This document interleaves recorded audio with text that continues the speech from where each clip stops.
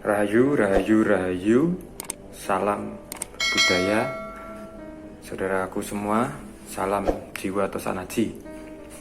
Jadi pada kesempatan kali ini, seperti yang sudah saya janjikan pada waktu yang lalu ketika unboxing, saya akan mereview sedikit ya, sejauh yang saya tahu tentang keris yang saya dapatkan kemarin. Jadi ceritanya begini. Jadi pada waktu itu memang saya ingin memesan sebilah keris ke seorang empu, ya, ke seorang empu di Sumeneb, ya, di Sumeneb di Madura, ya, karena memang di Sumeneb mereka sangat lihai, sangat ahli dalam membuat pusaka, khususnya dalam merancang bangun dan pamor, ya. Ini mereka sangat ahli, sudah turun temurun, ya, tidak terputus generasi empu mereka. Jadi empu dari zaman dahulu sampai sekarang itu masih terus berlanjut generasi ke generasi. Berbeda dengan tempat lain, ya. Ke tempat lain itu generasi empunya sudah putus, ya, empunya sudah meninggal gitu ya istilahnya, ya. Kemudian berganti orang-orang baru yang mereka belajar sendiri. Jadi bukan memiliki garis generasi gitu ya. Jadi di Madura ini mereka terus berlanjut dari zaman Majapahit sampai hari ini, ya.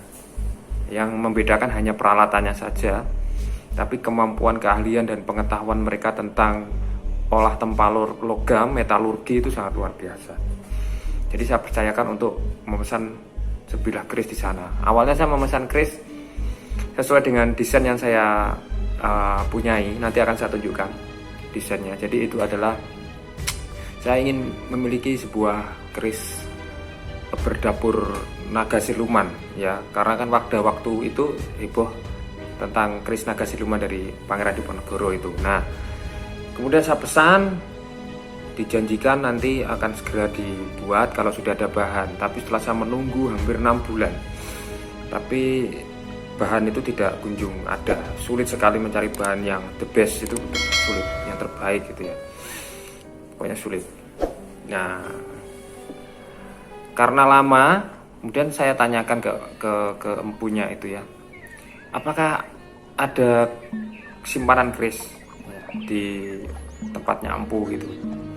Nah, usut punya usut, ternyata si empu itu menyimpan keris tersebut, ya, keris yang kemarin saya unboxing itu, ya. Baik, ini kebetulan saya bawa, ya, ini pagi hari sebelum kerja di tempat kerja ini saya kesempatkan buat video. Nah ini dia. Jadi saya diberi singap penyimpan keris ini.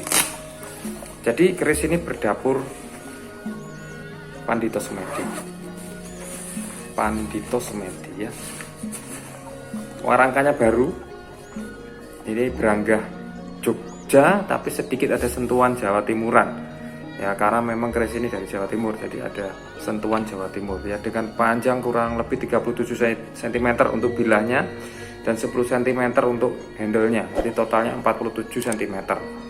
Nggak tahu apakah ini termasuk keris corok, saya juga tidak tahu, ya. Baik, kita buka.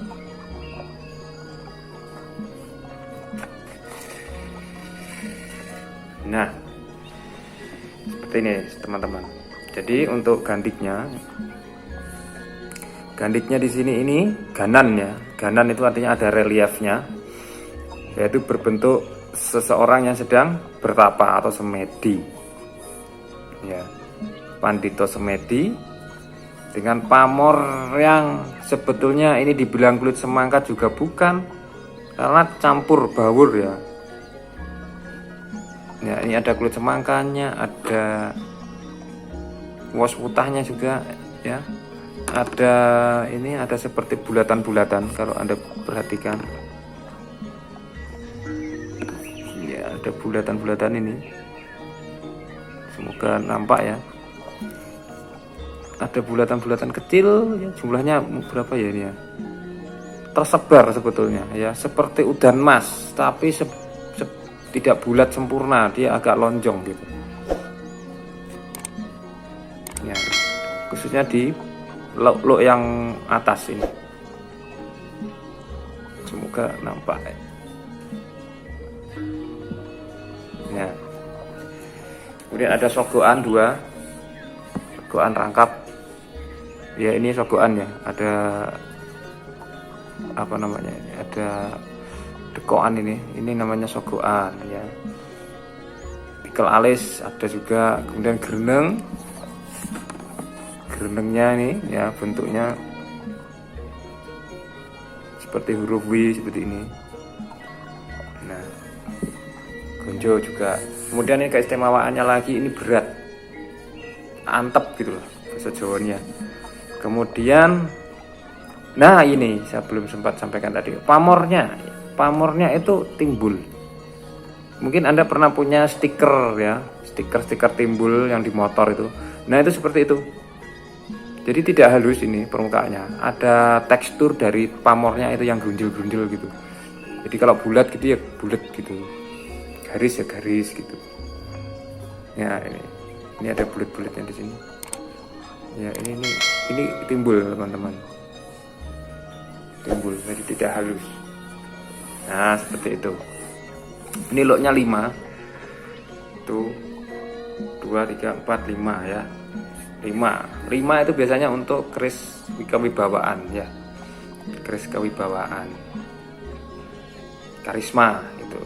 Nah kemudian filosofinya untuk apa ini namanya, gandik berelief manusia atau putut ya.